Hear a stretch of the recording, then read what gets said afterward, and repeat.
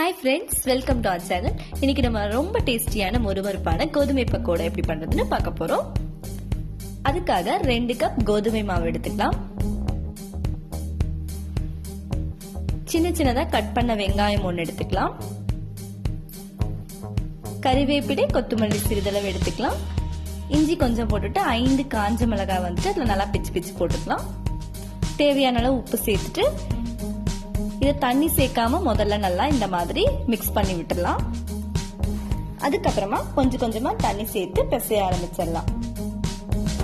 தண்ணி ரொம்பவும் இருக்கக்கூடாது. மாவு வந்து ரொம்ப கெட்டியாவும் இல்லாம ரொம்ப தண்ணியாவும் இல்லாம இருக்கணும். அதுக்கப்புறமா எண்ணெய் சூடாகட்டும். எண்ணெய் சூடானதும் நம்ம கலக்கி வச்சிருக்கிற மாவை இந்த மாதிரி சின்ன சின்னதா போட்டு பொரிக்க ஆரம்பிச்சிடலாம்.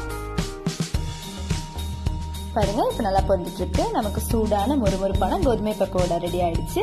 இந்த வீடியோ பிடிச்சதுன்னா மறக்காம சப்ஸ்கிரைப் பண்ணுங்க, லைக் பண்ணுங்க.